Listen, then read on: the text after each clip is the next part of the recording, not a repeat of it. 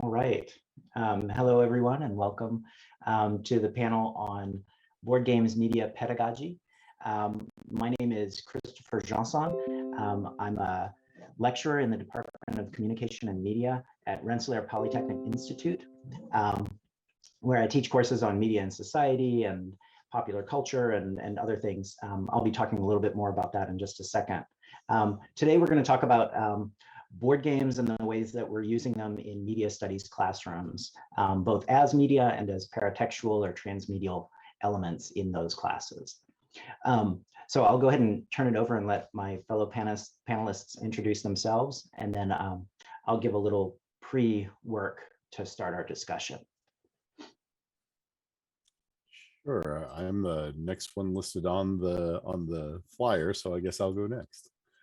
My name is Dr. Jason Cox. I am an assistant professor of art education and the head of the art education program at the University of Toledo. I use games as arts-based educational research to explore kind of communications of power and between communities. I'm Trent Hergenrader. I'm an associate professor of English and creative writing at the Rochester Institute of Technology. I primarily use tabletop role-playing games to teach aspects of fiction writing, but I also teach classes in media studies and transmedia story worlds, in which I bring in tabletop games as a form of storytelling media that we can look at in addition to comics and TV and film and things like that. Hello, I'm Steve Slota. I'm a professor or assistant professor in residence of educational technology at the University of Connecticut. I actually work between two departments. One of them is the Department of Educational Psychology in the NEAG School of Education, and the other is the Department of Digital Media Design in the School of Fine Arts. And I do a combination of learning sciences research as well as game design. So I teach things like interactive storytelling as well as instructional media design and learning theory to all of our pre-service teachers, people who are going through the teacher education program. And I'm Lucas. I'll just be grabbing your questions from the chat. Anyone who's listening in, I'll be acting as facilitator for this panel. All right, great. Well, thank you, Lucas. Thank you, Trent, Stephen, and Jason, for your introductions. So I'm going to go ahead and share my screen with a short slide deck that I have put together to kind of start our conversation. Can everybody see it? Okay. So like I said, I'm Chris Jeansonne, and I'm the lecturer in media and society. So that's my sort of bread and butter at Rensselaer Polytechnic Institute. I focus on popular culture media pedagogy and media studies. My background, though, is in arts education, especially media pedagogy and critical media pedagogy approaches. And I'm a former media arts department chair, teaching in K-12 and in particular high school work at Lusher Charter School in New Orleans, as well as an MFA and a former media production worker as well before that.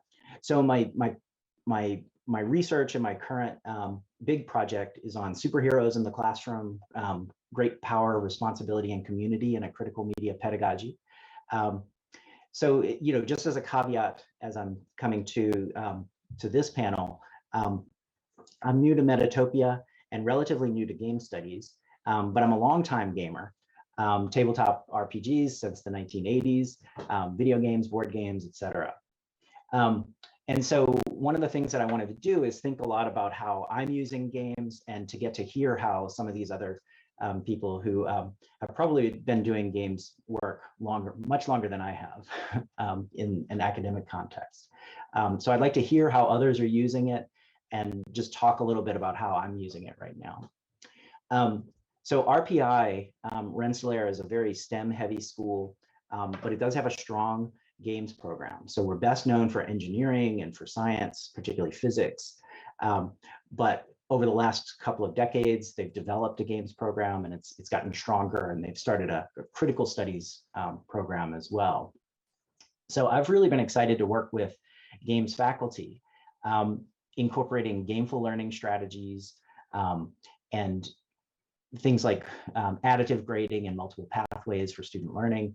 It complements the kind of critical pedagogy work that I've been doing for a long time in a lot of ways. We've started doing research and development with some of the engineering faculty to restructure their classes in gameful ways as well. I'm working with another person who's here at METATOPIA, Nick Miser, on a number of those programs. And Jason Cox, who's also here on the panel, has been working with us as well on that. I'm also currently developing a first-year student experience game called University World with Martin Coners in Exeter in the UK. And I'm working on RPI's Gameful and Embodied Learning Task Force, which sounds very official, where we're trying to design some institutional initiatives along those lines. So in my own classes right now, some of the ways that I've been incorporating games, in the actual syllabus design and kind of the overall gameful learning approaches, but also just using ready-made games to bring into the classroom. Like in my film experience class, we start with games like Pitch Storm and Storymatic to get students connecting to what it's like to put together a story. I've created sort of or adapted games for specific units, such as in the film experience again. I created a building stories through mise-en-scène game that we spend a whole day working with, that builds on the mise-en-scène chapter from a textbook, but it gives the students a chance to kind of see how collaborative world building can work, and it gives them a different way of practicing mise-en-scène terms and such. Then I also have specific game studies units.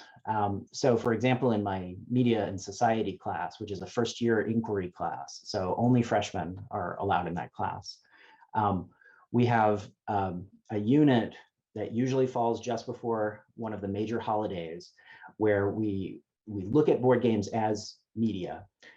We start with card games, we move into kind of a look at Monopoly and its history and the landlord's game. And we kind of talk about like game studies, some of the basics of thinking about game studies, games as experience. We read Paul Booth's Board Games as Media, the introductory chapter. We play board games in class. And then the students are creating slide decks that analyze that play together. And then at home over that holiday, they then play games of their own. And then I have a number of articles, readings, and other solo quests that I've designed that students can do if they want to expand and deepen that work. In my other classes like film experience and critical television, I've started to create 2 different options for students to explore games. In the first option, we look at paratexts, so games as paratexts. So we often do a film or a TV viewing that's based on student choice and a gameplay that's based on the student's choice. And we look at Paul Booth's gameplay, paratextuality in contemporary board games. And the students, again, are building a collaborative slide deck, analyzing that play and the adaptation and how that's working, and then sharing that with the rest of the class. And the second option, I've started using story building games, ones like Fiasco or Untold, as a way of having certain of the groups of students either do film or TV viewings that are, again, based on their choice. For example, in the film experience this semester, we're doing Fiasco. So they're going to watch Coen Brothers films and other films in pairs or in small groups, and then share what they got from those films. And then we'll actually play Fiasco, build their stories in groups, and then they create slide decks where they recount that story for the rest of the class that didn't play those games. And again, as always, I'm creating these solo quests or creative project options that students have where they can deepen this later in the semester. So that's an intro to what I'm doing, right, with games. So my questions for the other panelists are pretty simple. 3 or maybe 2.5 questions, I guess. How do you use games in your classes, or gamefulness in your classes? And how do those function in that media studies context? And what do the students get out of it? In other words, does it help us to reframe the nature of media studies, and how do you feel like it's doing that in your classes?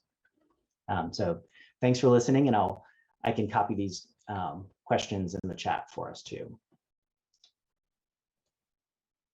All right. So who would like to start with answering those? I don't mind jumping in. I actually thought one of the most interesting things in your early slides were talking about embodied learning and this idea that the way you use your body actually matters a lot in how you perceive and act in the environment. My background is largely I started out in molecular and cell biology and then moved into science education and then gravitated towards educational psychology based on a project that two of my former advisors had started here at UConn, actually, called the Video Games and Human Values Initiative. And their goal, which was back in about 2010, they were trying to figure out how can we use games to get people engaged in the humanities. And that kind of led to that long conversation about chocolate covered broccoli and what does it mean to play a game, and the ludonarrative argument that everybody had for a few years. And where we've landed since then, in the 10 years since then, we collectively worked together to create a meta-analysis of games in education back in 2012.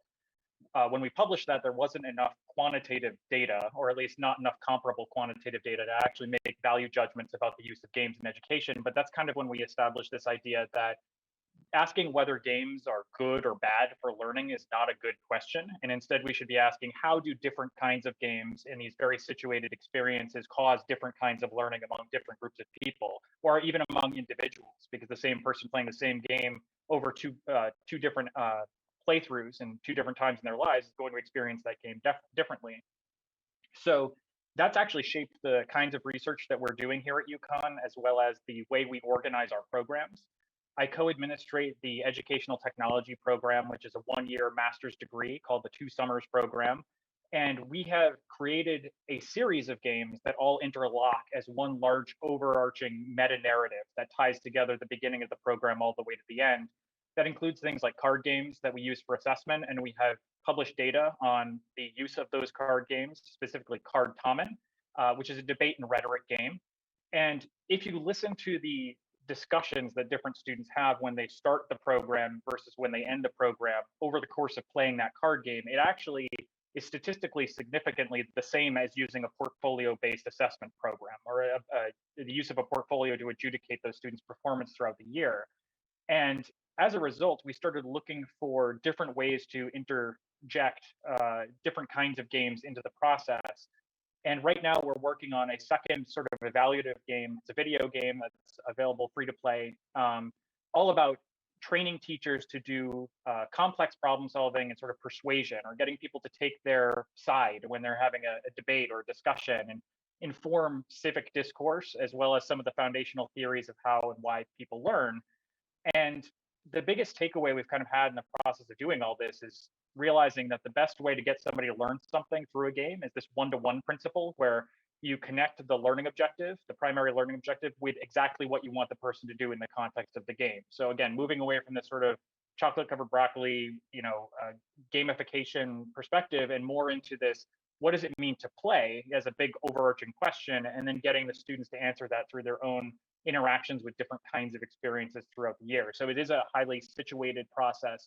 And we're really interested in the embodiment that people go through when they start to do things, especially in virtual reality, and how that affects the way they make sense of the context they operate in. So it's a synthesis of a contemporary learning theory with this approach to game design in an effort to get the best of both worlds. And I frequently tell both the teachers and the game design students that being a teacher is not wholly different than being a game designer, or vice versa. It's essentially the same job. And in some ways, game designers have it even tougher, because they have to create instructions or a play process clear enough that there isn't necessarily going to be a teacher to watch over the shoulders of the players, but they can still understand it.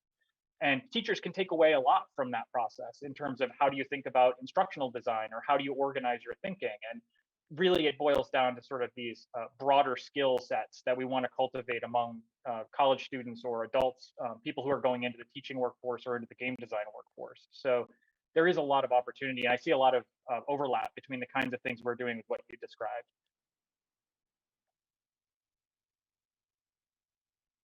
I don't mind punting to Trent either, because he and I have actually worked pretty closely on some of the projects we've completed. In two of my classes, my interactive storytelling class and my instructional media class, both draw on the world building system that he created and the cards that he created to help support it. Yeah, I can pick it up from there. So I've got a couple different ways that I use. Like I said in the introduction, I teach creative writing, fiction writing, and I use both tabletop role-playing games and then some sort of tabletop techniques and this world-building card deck that I created. And the idea, I teach these two classes. One is just entitled world building. The other one is game-based fiction. In world building, it's basically about trying to create a world that represents these social forces across governance and economics and social relations and cultural influences, and then trying to figure out who, based on the different various people in the world, try and get a cross section of everybody who exists in that world, and then try and have students position themselves in lots of different of these characters' heads to figure out, okay, well, what social pressures, what advantages or disadvantages do they have when they're just born into this world, right? They may have certain individual characteristics, but there's certain things like the level of wealth that they're born into. These are the kind of things that you don't have any say over, who your parents are, those kinds of things. So trying to figure out, okay, well, when characters find themselves into a world, they're born into it, right? And they got to figure out what kind of obstacles will they face based on where they are in society. In the game-based fiction, it turns that upside down, in which we just stick with one world, and they'll have to take a character, design their own player character that becomes a protagonist of their stories. And the question very much becomes, well, let's not think so much about the cross section. Let's just think about you. What is your character? Where are they existing in this world? And you don't have to worry about plot. Plot comes to you, and that you make decisions. And then the plot unfolds based on the results of both the decisions that you've made and then the randomness of the dice roll. Some things that you think should be a lock will end up failing. Other things that are a long shot come through. And this allows them to not worry so much about having an engaging plot. It's more about just trying to think about how stories unfold from a protagonist overcoming obstacles that they've got certain motivations. The world puts obstacles in their way, and how they overcome them allows them to then sort of tell this story. And it's interesting too, Christopher, that you use both Untold Adventures Await and Fiasco. These are two of the most heavily structured games that I think do a really great job teaching story structure, where there are other games like Once Upon a Time is a fun game, but I find that a lot of times players are trying to ditch their cards and structure kind of goes out the window because they're trying to have fun, right? Which isn't to say that it's not a bad game. It's just that it doesn't tell story structure. It doesn't teach story structure in the same way. The other thing is when I occasionally teach classes in media studies, I've taught classes in sort of large scale worlds, Game of Thrones, Star Wars, things like that, in which we will read the novel, we will watch some movies or TV, like the Star Wars one is great for this, read comics, right? And then we play games. And the idea is there's these students that are coming through, right? They're 18, 19, 20 years old. They've got so many different entertainment media options coming at them, and they consume so much of it across so many different media. And it's really interesting to me that they may like comics, but they don't really understand how comics work. They may like film, but they don't understand how it works, or TV. So we do a little bit of media studies around each one of these forms. And when we get to games, of course, it's mechanics. So we might play something like a round of Imperial Assault for Star Wars, or we might play X-Wing or something like that, and say, okay, well, what makes the difference in this as opposed to a comic book or something else are the game mechanics and the interactivity as you of a player making these decisions, right? To what extent does this translate back into that franchise, right? Because this is where teaching at RIT, I've got a lot of students that'll wind up at Blizzard, at Bungie, at other major companies, and believe it or not, their employers will not say, okay, go off in a corner, you get to build a whole world by yourself, right? Instead, it's no, you're part of a team, and this is a pre-existing IP that you need to be able to work within. So even though some of my colleagues sort of sneer at, okay, you're using these pop culture, texts, well, those are the texts that they're engaging in, and they need to understand how these different forms of media, how do you tell a television story versus a film? What kind of story, what kind of protagonist? And again, Star Wars is fascinating for this. If you've got a story that you want to tell, what's the right form of media to tell a story about, a young adult woman character who is coming of age, right? Is that a novel? Is that a TV show? What is it, right? Because they've got all of these different options. And as we're seeing, I think, especially with The Witcher, and now we've just seen with Dune, this is 100% on Hollywood's radar, right? It's not just we're going to have a blockbuster movie every 3 years. It's we want comics, games, TV, films, right? The whole 9 yards. We want it to be coming flooding out all the time. And I think it's really critical. It's not one of those things, too, in which I've seen some politicians say, oh, well, why are they wasting their time taking media studies? Can't they do that later? And it's like, okay, but we want our students to be critical consumers, right? When they are out and they are engaging with media, And I would argue they need to understand what makes a film work, what makes a TV show work, rather than just sort of like a critical response of like, oh, I hated that or I loved that, right? And then again, when they're starting to express themselves, the students that I have, right, some of them want to write fiction, but some of them are animators, some of them are illustrators, a lot of them are game designers, right? So what works in a digital game that wouldn't work in an analog game and vice versa. So these are all things where it's all broadly within the field of literacies, right? Different types of literacies. How do you critically consume, and then how do you critically produce in that form of media that you've chosen? So you know, it's one of those things where games are pretty much in everything that I do in one way or another. And this is where too, like, you know, Steve was talking about the chocolate covered broccoli. You just do it because it's fun, or it dresses up something that's ugly, and it's like no, right? It's actually an essential part of our media ecology in the 21st century. And if we want our students to be citizens that are engaged and understanding, we're seeing politicians more and more getting involved in, you know, games and other kinds of ways to try and reach their grassroots. They need the critical skills to be able to understand, okay, well, this isn't just a little fun one-off thing. Like, I need to be able to understand the mechanics and the representations that are being made in this game. But yeah, it's not widely adopted yet in higher ed, I wouldn't say. I guess that just leaves me. So my approach is a little bit different. The way I came into working with games as education was through my dissertation. I come through American freeform LARP originally, although I've played games my whole life. And then I dove deeper and deeper and deeper into various variations of game scholarship. So a lot of what I do still draws on that LARP background in terms of lived experience and trying to use the alibi of games in order to provoke some kind of insight that wasn't available before. Now, in terms of LARP, normally that's through assuming a different identity. So you go into a museum and sometimes you don't feel like you have a right to talk about the art. And so people are very, very quiet.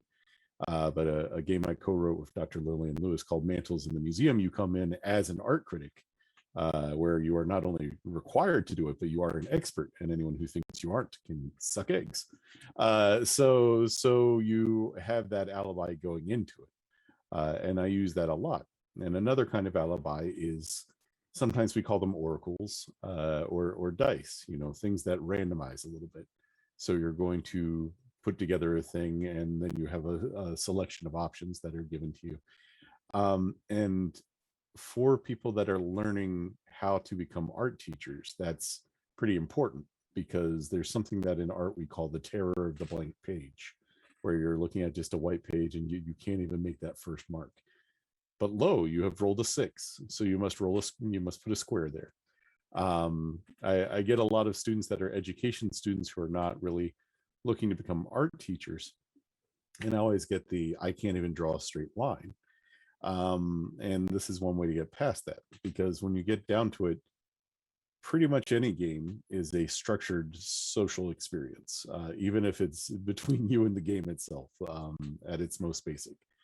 And that structure gives some kind of a hold for my students to build on.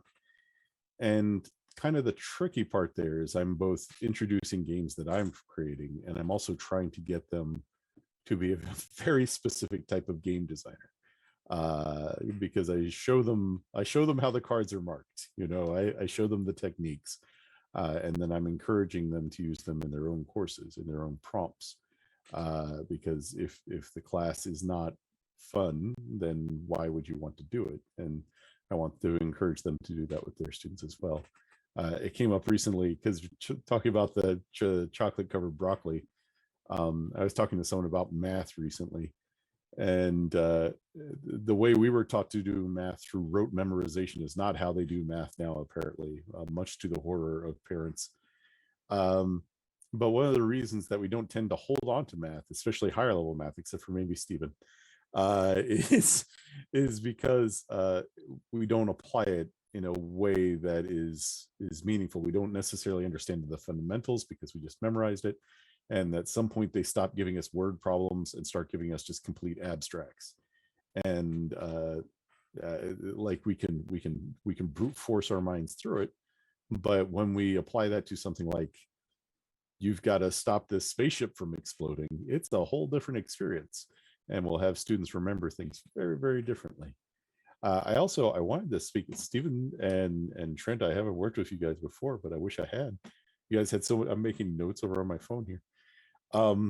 One thing that was said I wanted to talk about, there's this art education theorist whose name was Maxine Green. And one of the things that she talks about is how, much like with games, when you engage with works of art, and I tend to do a games as art situation,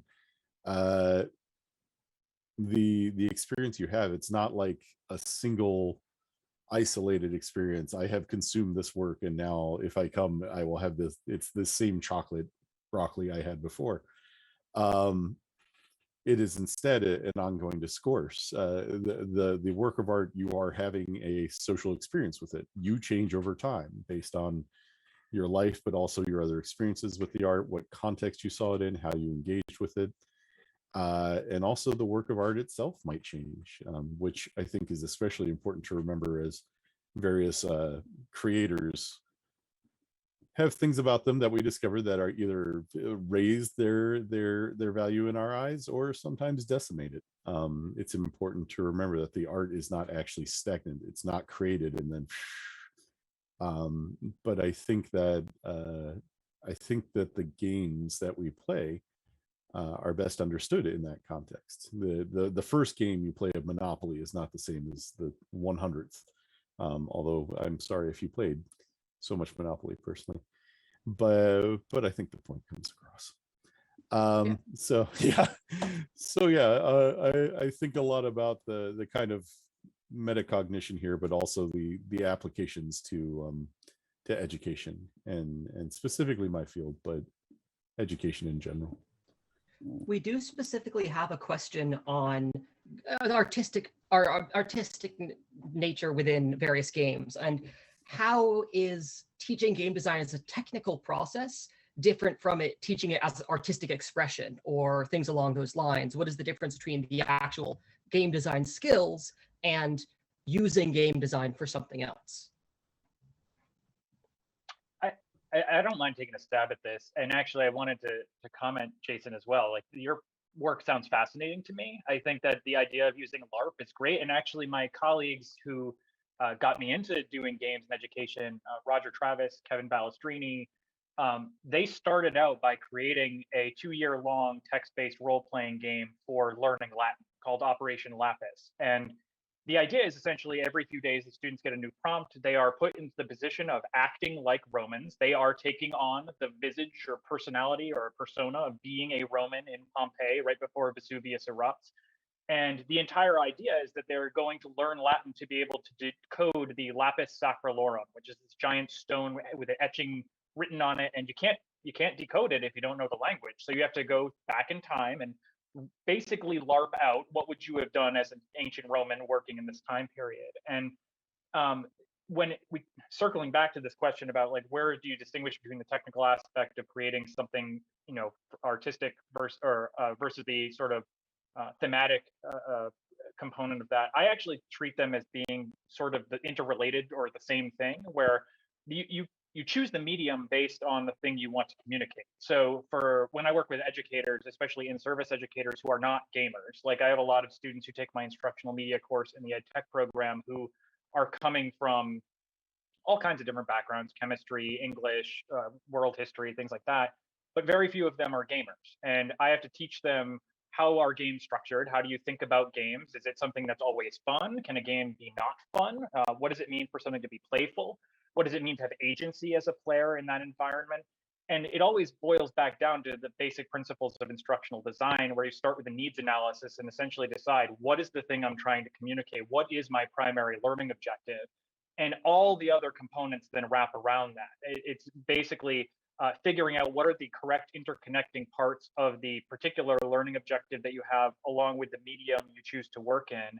And all the aesthetic components or the feelings you want people to have about those things can be used as sort of the bricks that you put on the outside framework that is defined by the learning objective. So if I were going to approach something like For instance, I'm working on a project in VR called Courtroom 600, and it's designed to teach the history and legacies of the Holocaust, using specifically the war tribunal that took place after World War II at Nuremberg. And we've talked a lot about what is the aesthetic of that, what should it be, versus what is the learning objective associated with that. And we essentially made creative decisions about aesthetic based on whether they would enhance or detract from the learning objective. So I think it all comes back down to, like, even as an artist, if you're not doing something expressly for educational purposes, you still have to ask yourself, what am I trying to communicate? And then choose the medium and aesthetic based on those basic principles that you've started with. And one of the reasons I love text-based role playing and card games, board games specifically, is because it actually forces you to kind of take on that persona. It's not just me having an avatar on the screen like a video game character, but also me having to think like the art critic, or think like the Roman, or think like the biologist. And you can only ever do that if you're positioned with real problems that are rooted in case studies or rooted in history that you can draw on to be able to figure out how did different kinds of people solve problems with different kinds of skills. So I don't know if that's a satisfying answer, that to just basically go, it depends. Like, but more or less, I think of all the work that we do as being centered on those core learning objectives, and then choosing the specific aesthetics or technical components or medium based on what we want to achieve with the creation of that piece of art. Yeah, I'd say I don't teach game design specifically, but I work very closely with the people. So I'm in the College of Liberal Arts. Our game design and development program is over in the College of Computing. But I'd say probably a third to half of my students are game design majors, and I work on their master's capstones and things like that. So I'm pretty close to the game design process. And one of the things that I've found too, coming as a fiction writer, working mostly in short fiction, is that there's not a ton of money in any of this, right? So I mean, like it's you're not going to create a game, a tabletop game, and make billions of dollars or whatever. So it's the same thing if you're writing short stories or even novels. You got to be in it for another reason. So there's a question of, like, can I get something, anything out into the world, right? Which is not a very mindful kind of artistic question. Versus what is it that I could put out into the world that may impact people, that may have some sort of resonance, right? So one of the things that I get frustrated, and I can get frustrated with this because I'm not in the College of Computing, is that so often when students are designing their digital games, because they've got a job, they got an eye for getting a job, is that we're limited, and severely limited, by what they can get the code to do, what they can get, all of these different mechanics to do. And if this stuff breaks down, then they just got to ditch it because the clock is working, right? And it's like, this is why I think so many of the video games that we see have grand ambitions, but then the realities of the marketplace hit and they cannot develop that kind of story that they want, because it turns out that they had to kick out 30% of it because the deadline was coming. Whereas in tabletop games, right, I think this is one of those things where I think what we're seeing too, like within my own practice within the last year or so, 2 years, is being really cognizant and mindful about starting with lines and veils. Like, what are the experiences that you think are for your group of players, and it can be different from group to group. What's off limits here? Like, what is not going to help you but is going to trigger you or make you feel miserable?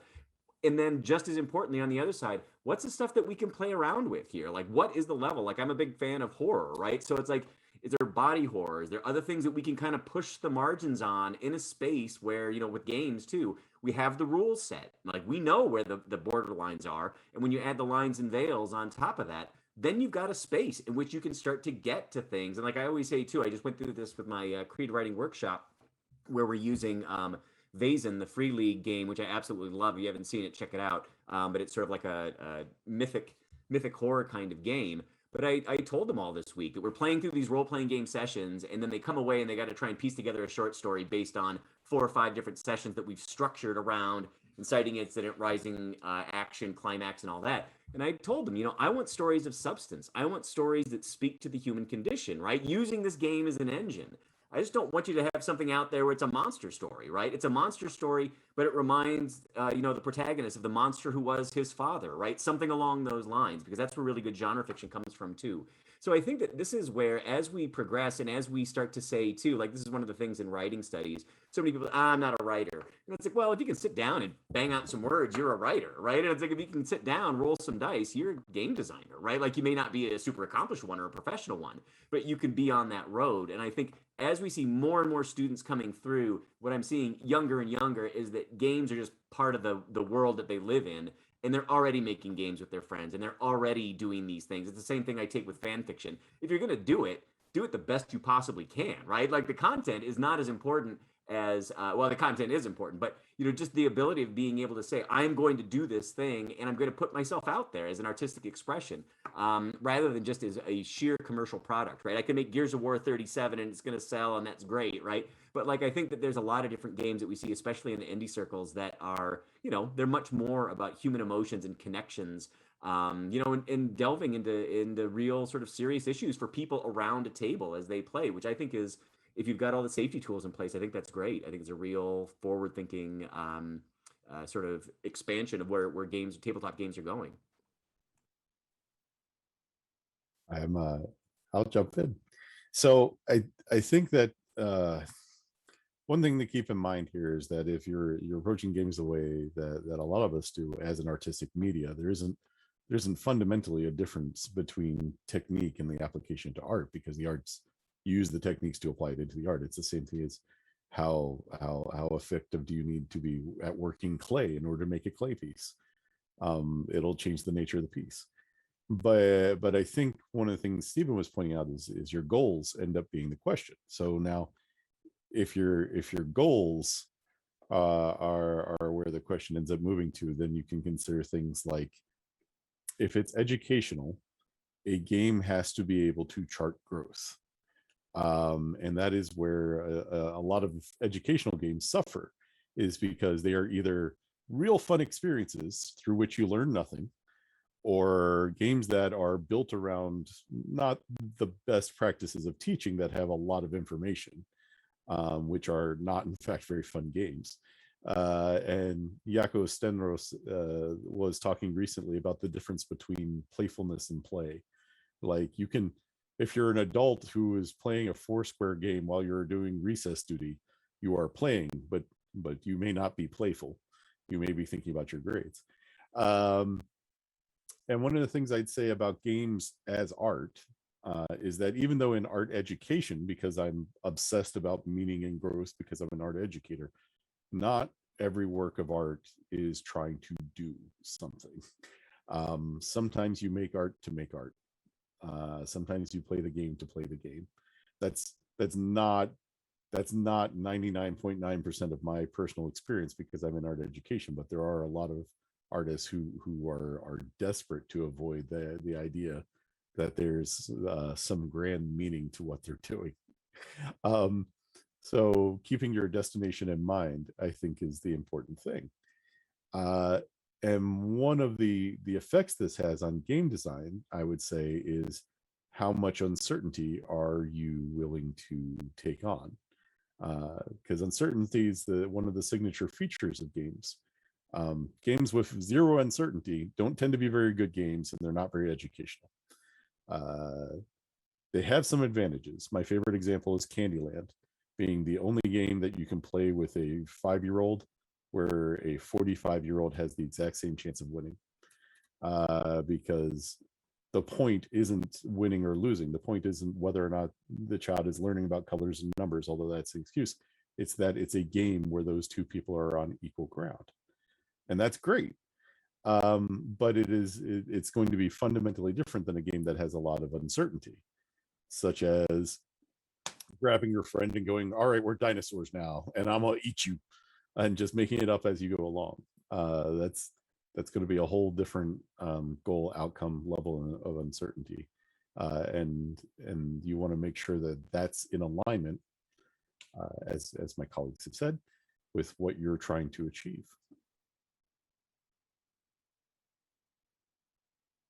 I want to play that dinosaur game. It sounds fun. Well, and it's funny you mentioned the play versus playfulness piece too, because one of the things that my colleague Mike Young and I have written about or talked about is this, that we think of games and development on 3 axes. There's the fun or entertainment axis, there's the playfulness axis, and there's the gamefulness axis. And essentially, whether or not something's fun is not necessarily defining of whether or not it's a game.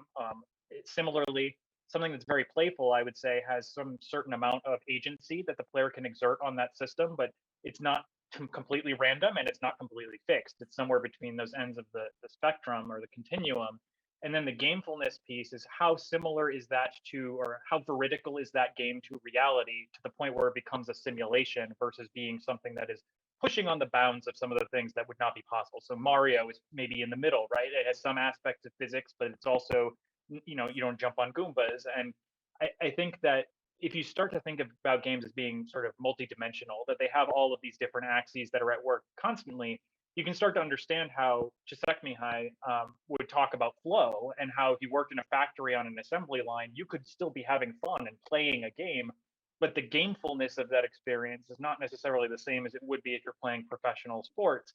But if you're a professional athlete, that game is probably not experienced as fun. And it really depends on the individual and how they see their own goals in relation to the things you've created for them. And I frequently tell my students, like, don't take the Alan Moore perspective of thinking that you put a perfect piece of art into the world and everyone's going to ruin it because they interpret it differently than you intended, which I guess is the other end of the spectrum of the artist who creates for no purpose at all. That ultimately, as an artist, you experience death of the author yourself, that you put this into the world because you want other people to experience and interpret it. And that in and of itself can be instructional to different people in different ways. And whether or not you agree with their interpretation just becomes part of the broader dialogue that games help create. And that's one of the other reasons why I find them to be a really useful mechanism for teaching, is they encourage reflection and metacognition. And they encourage you to be creative in ways that maybe you wouldn't otherwise be. And all of that is sort of wrapped together for me along these different axes of whether something is playful or fun or gamey enough. It depends. It depends on the person and what your goals are. I read, just to tag onto that very shortly, I read a thing one time that was talking about using games in the classroom, and basically their contention was, especially if role playing, once the students have gotten the point, you should immediately stop the game, because you have achieved your outcome. And if you keep doing it, then you're using up time and resources that do not necessarily serve your educational goals. I'm like, this is the worst thing I've ever read. I can understand their point, but my games in particular, the ones that I write, generally, I don't presume that there's a right answer. I'm looking to explore experiences and ideas. I'm not like the idea of the classic idea of simulation is that there is a right answer, which is not a thing I super love. And the trolley program can also get on out of here. I don't love you either, trolley program. But even within education, like even when you're looking for growth, there's variance. Yeah, I mean, I think you know, I'll jump in here because, as I said, you know, coming pretty new to the game studies, but being really excited by the kind of resonances that I see with kind of critical pedagogy approaches and things like that. It's like just realizing as I'm thinking through these gameful approaches to designing your curriculum, you know, our classes are already games, right? We're already designing them as games. So when you're designing a syllabus, you've got these Victorian conditions and you've got, you know, this set of things that you're expecting the students to do. But most people aren't. What I like about sort of gameful approaches rather than gamification of learning is this idea that you're looking to game studies and how they're understanding how you're designing an experience of which you are not 100% in control of what's going to happen, so that you can set up these parameters, and they're open-ended parameters, they're flexible parameters, they're constantly evolving parameters that hopefully you're working with the other people who are playing this game with you, that you're trying to create a game that has a certain, that creates a certain experience or opens itself up for a certain experience.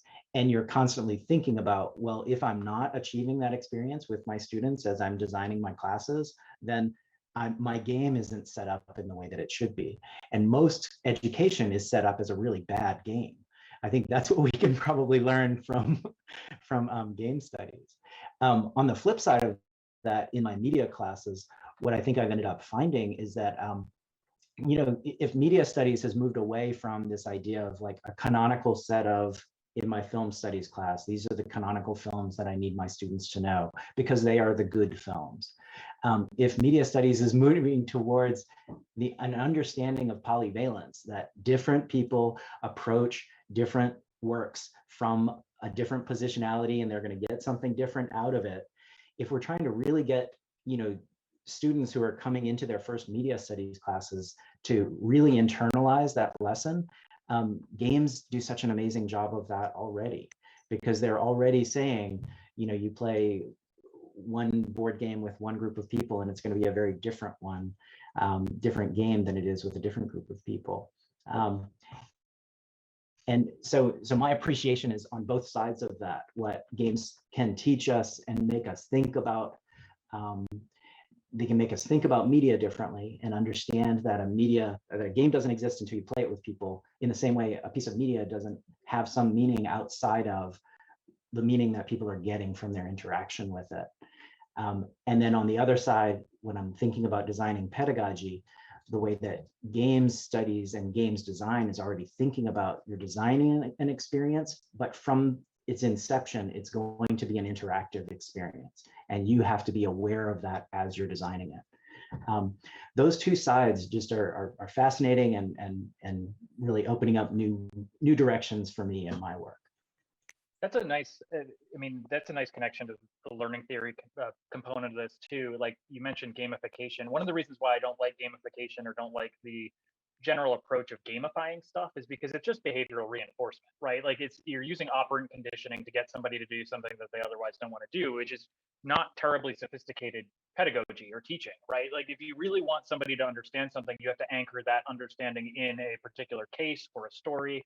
And I frequently tell my students that the goal is for them to leave my classes being able to tell the story of how they learned something. And that if they can take these experiences like playing Fiasco or playing Betrayal at House on the Hill or Flux or whatever are the other things we do to sort of look at the mechanics of different kinds of play, if that's what they can anchor their understanding to, it makes it more likely that in the future they're going to be able to see the invariance between different kinds of games or different kinds of media experiences.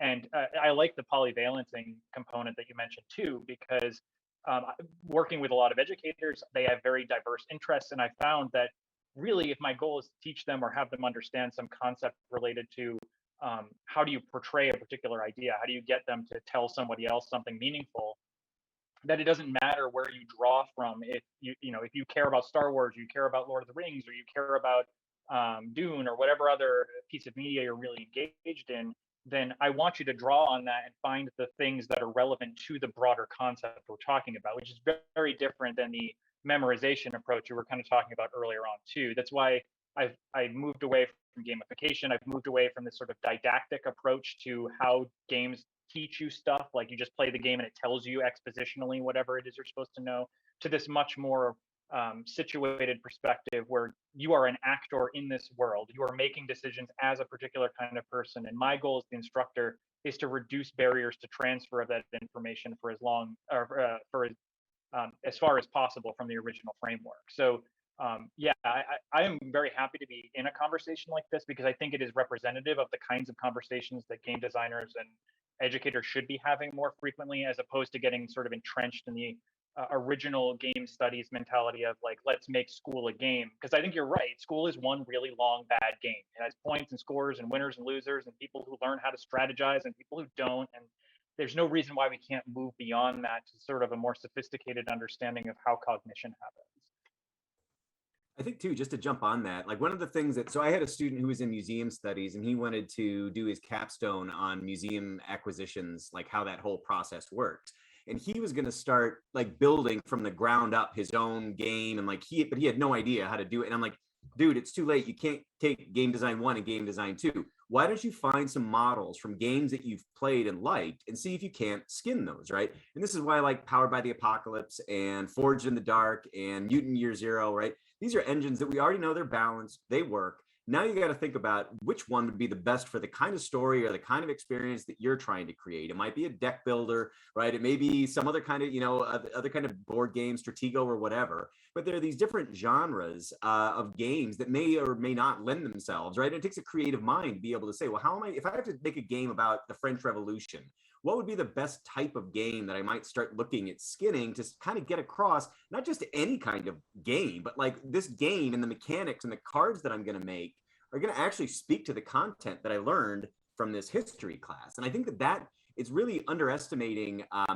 the people who are like, oh, it's just games and it's fun. It's like, you need to in order for you to make a game, you really need to understand the content really well, right? Like you couldn't just throw somebody in who knows nothing about the French Revolution. They could make a game that was like loosely French Revolution, but it wouldn't actually teach you anything. To play a game that actually taught you something about the ways that the French Revolution rolled out, you would need to know quite a bit for the balance and, you know, like all these other kind of things. So I think it's one of those things that as we sort of move forward, I've had a couple colleagues who are very sort of suspicious say, could you help me, bring a game, as a project? And they've all sort of said, it's only happened a couple times, and they all said, oh, those final projects were great, right? Even the other thing too that I run into a lot at RIT, where we've got a huge game design program, is it's like there's this sense among faculty who don't get it that they think only the game design program students are into games. And it's like, no.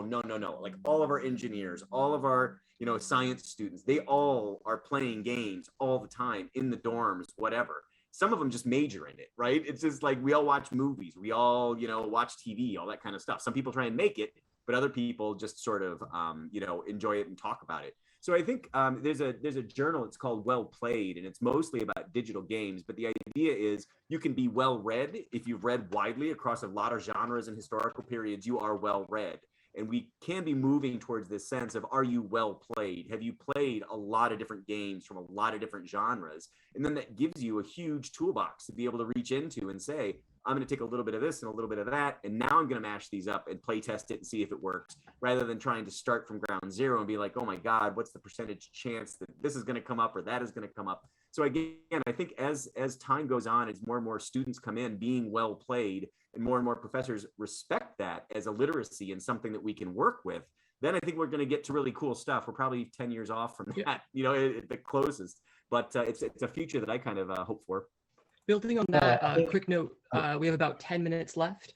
Okay. Though several of you have mentioned that working between disciplines with various professors of other disciplines, other so on, is there anyone goes explicitly into how it is to work between disciplines, interdisciplinary, when you have multiple influences going into these programs? Well, this is sort of a follow-up to what Trent was just saying, but maybe touches on that question too. So a couple of sort of illustrative moments that I tend to have pretty much every semester. In the media and society class, we're doing the board games as media, and students, they come in and they played Monopoly. They understand what that does. And then we talk about its history, and we think about, well, what does that do in terms of your thinking about the relationships in that world, in that game? How is it the most capitalist game is the most popular game in our world, right?